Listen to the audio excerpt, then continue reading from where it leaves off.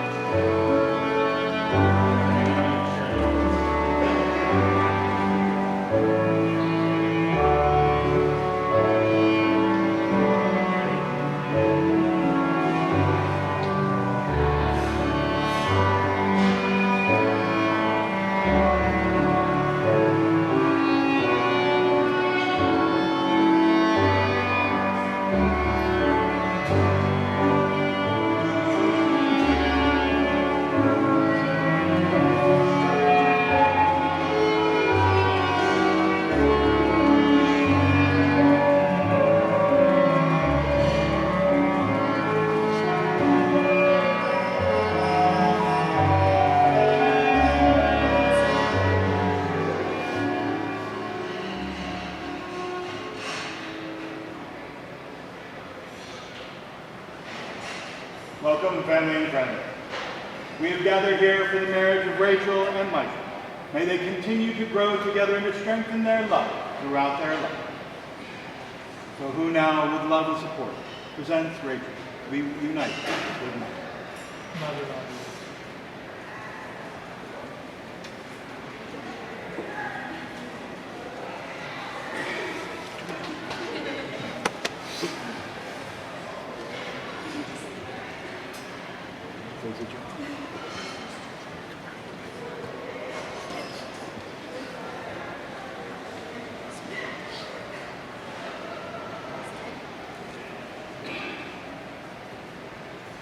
Family and friends, thank you. Please be seated if you can.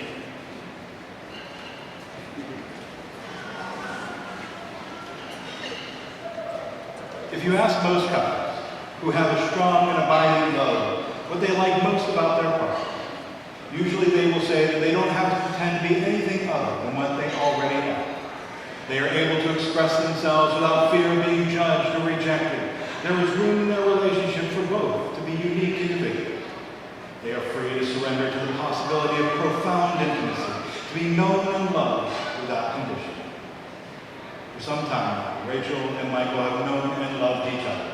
Today they come before us to publicly affirm their love, to promise to nurture themselves, each other, and this union, to acknowledge its centrality in their lives. They do so with the knowledge that marriage is at once the most tender yet challenging of all relations in life.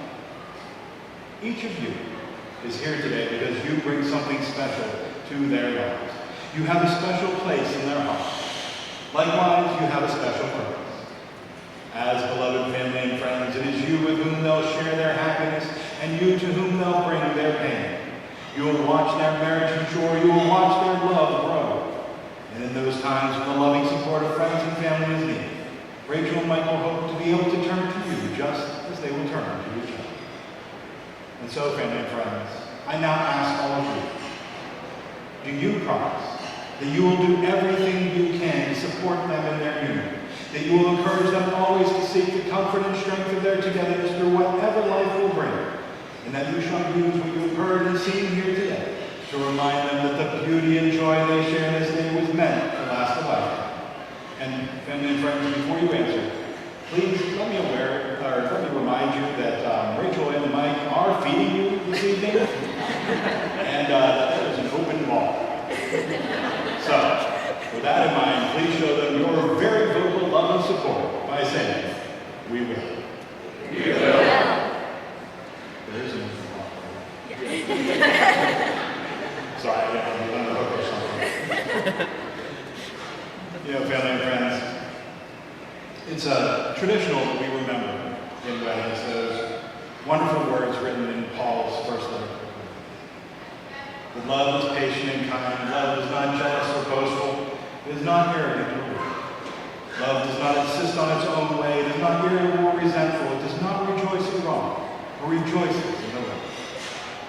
Love bears all things, believes all things, hopes all things, and endures all things. Love never ends.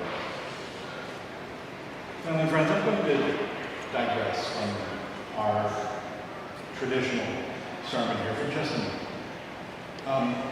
Prior to the sermon, I was standing outside and you're just across the street, watching many of you as you were coming in today. And I do this for a couple of reasons. I mean, one, I want to see who I'm going to be talking to, see all of your wonderful smiling faces, and also because I'm a little creepy. But as I was standing here, there happened to be a little family, mom, dad, little girl named Kayla. And Kayla, I know her name is Kayla because her mom said it about 7 times in the whole 5 minutes that I was standing there. But Kayla was absolutely amazed by everything that was going on. I mean, her eyes lit up as she watched our bridesmaids outside getting photos, looking absolutely beautiful in their dresses. Of course, our groomsmen looking as groomsmen do. And her mom leaned down to her and explained that she thought someone was getting married. And you can see Kayla thinking about this for a moment. Eventually, she just leaned up to her dad and she asked, "Daddy, why do people get married?" Well, now I didn't hear the words, he said to his wife. I heard the slap he got from her. So I decided it best not to stick around now. But in this true story that I have just made up, there's a very important question. Why do people get married? We all have different answers to that. And of course, those are the things found in Paul's letter. Of love, of course, of faith in each other and humanity and our God, of hope for the future. Nice little tax break, maybe better insurance rates. Or maybe it's that human need for true companionship, having someone to help weather life's challenges. And it's simple, friendship. Now, in our younger days, perhaps in college, maybe back in high school, maybe even during a high school production of Music Man, where they have a crush on you, but you have a boyfriend, and that could lead to trouble right here in River City. Besides, they're a senior, and you're a sophomore, and at that age, you're still trying to figure out how your limbs work, let alone your heart. And they graduate, you realize that you have a crush on them now, too, and that starts with C, and that rhymes with D, and that stands for date.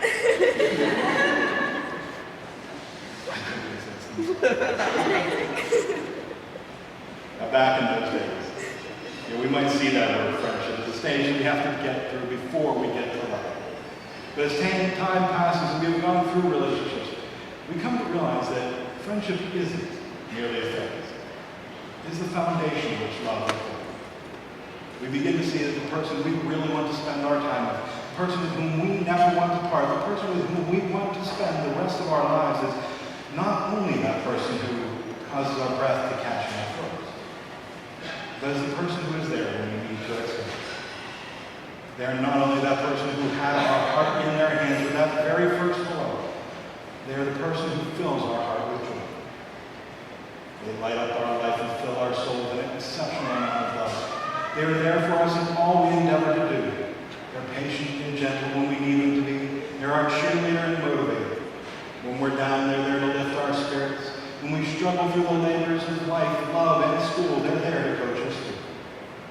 When we're sick, they're there with bowls full of chicken noodle soup and applesauce, but not at the same time because that would be horrible and frankly counterproductive. They are our better half, the kind presence that we need in our life, who treats us with love and respect and truly enjoys who we are as a person. They share in our dreams, aspirations, feelings, wants, and needs. They make us feel beautiful. They bring happiness to those around them. They make us happy. They'll thrill with us through days on Virginia Beach, museums in D.C., and not quite crashing a four-wheeler in India. They can sit and enjoy those quiet little moments with us, just the two of us and our pop, who is happily gnawing on a few stray socks we left under the couch. Because they are our love, our world, our cook, our sous chef, our dreamer, our planner, our movie-going, beach-loving, board-game playing, amusement park ride, riding, hiking, cuddling, and trying to keep the proposal secret even though they're bad, surprising companions. But most importantly of all, they are the one we like the most. They are the one who makes our heart feel at home. They are our greatest friend. A famous philosopher once said, it's not a lack of love, but a lack of friendship that makes marriage unhappy. And rest assured, a good marriage takes more than merely loving one another. You must like each other too. So, before I go any further, Rachel, Do you like Mike? Oh, I like him. I do. Really? Yes. Like him, like him? I like him, like him. Really? I just have to know. Yeah, I don't, Okay. Yeah.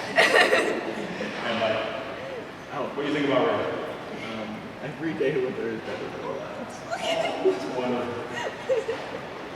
Rachel and Mike, you like each other enough to spend the rest of your lives. You know, you have shared many wonderful moments in your life. Crazy birthday extravaganzas, vacations in the Outer Banks, walking to a new home filled only for tapping those tiny feet that promise of tomorrow. But I want you to remember this moment in time. Cherish it. Remember the sights, the sounds, the fragrance of the flowers. Remember the words of encouragement and joy from your families and friends. Remember that look in your partner's eyes.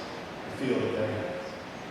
Take hold of this moment, engrave it into the deepest recesses of your mind and treasure it, just as you do all of those things that you have already created together.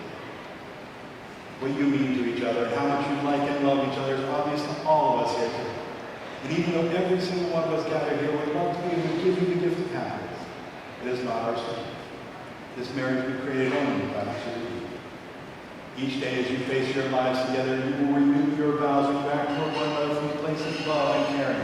When you consider each other's integrity and intentions, when you support each other's dreams and goals, when you keep yourselves well acquainted with laughter and joy. When there are troubles, stand by each other as you weather the storms of life together. Don't ever try to change each other, because if you do, you will lose exactly what you fell in love. So each day, try to find just one more thing that is beautiful in your mate, and know that each day will be more beautiful than the one before. As long as you are doing this, you are seeking beauty, joy, love, and friendship in each other. Rachel and Michael, as you come this day to affirm your love and commitment, may you always remember to value each other as special and unique individuals. May you always be able to forgive, forget, and love, as from this day forward you will be each other's home, comfort, and sanctuary. And so I now ask, Mike, do you give yourself totally to loving Rachel, striving to do whatever you can to help her feel content and secure, treating her with affection, understanding, and admiration throughout her life today? I do. And Rachel, do you give yourself totally to loving Mike, striving to do whatever you can to help him feel content and secure, treating him with affection, understanding, and admiration throughout your life today? I do. You have known each other from that very first glance of acquaintance to this point of commitment. At some point you decided to meet. From that moment of yes to this moment of yes indeed, you've been making promises and agreements in an informal way. All those conversations that were held riding in a car over a meal or during long walks. All those sentences that began with, when we're married, and continued with, I will, and you will, and we will. Those late night talks that included someday and somehow and maybe, and all those promises that are unspoken matters of the heart. All these common things and more are the real process of life. The symbolic vows that you are about to make are a way of saying to one another, you know all those things that we promised and hoped and dreamed about. I meant it every year. Look at one another now. Remember this moment in time. Before this moment, you have been many things to one another. Acquaintance, friend, companion, and leader, teacher. And now you shall say a few words will take you across the threshold of life, and things will never probably be the same between you. For after these vows, you shall say to the Lord, this is my husband, and this is my wife. Looking into Rachel's eyes, please. Rachel, I choose you to be my wife. Rachel, I choose you to be my wife. My partner in life and my one true love. My partner in life and my one true love. I promise to be your faithful husband. I promise to be your faithful husband. To give more than I take. To give more than I take. To trust and to respect. To trust and to respect. To grow with you. To grow with you.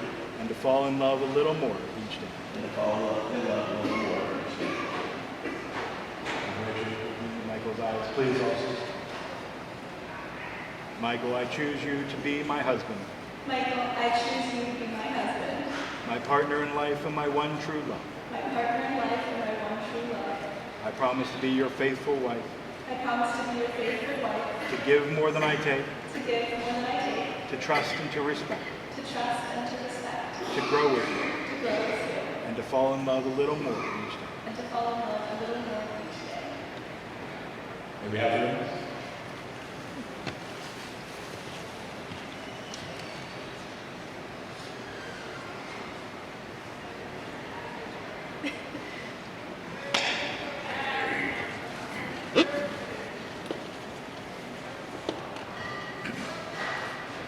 Rings are an ancient symbol, blessed and simple. Round like the sun, round like the eye, and round like arms that embrace. May these rings symbolize that your love, like the sun, illuminates and warms the other side. Like the eye, you must see clearly even in the adversity of life, and like arms that embrace, as grace upon the world. May they also remind you that love giving comes back around again and again.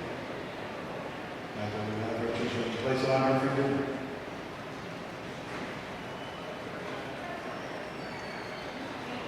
Now holding her hand and looking into her eyes, please.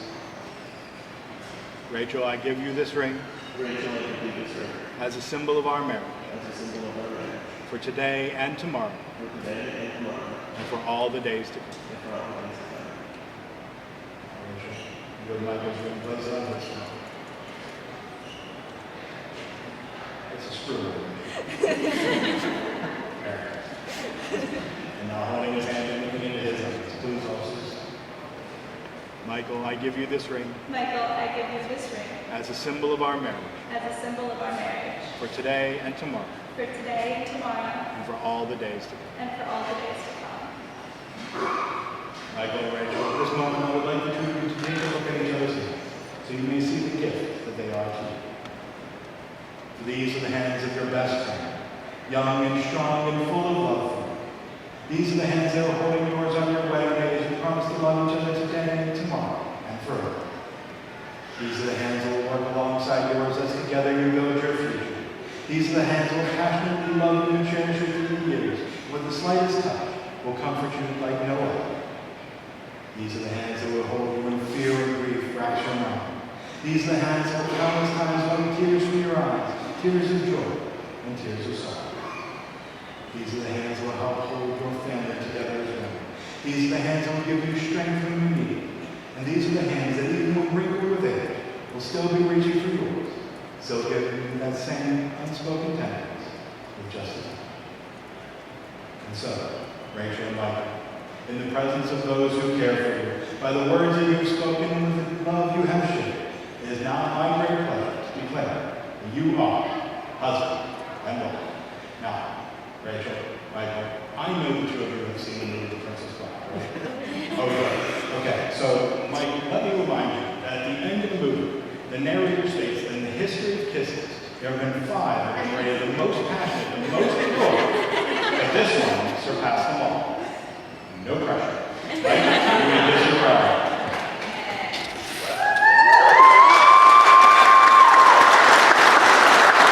Very nice, gentlemen and friends. Now, please rise and join me in celebration as we greet our newlyweds.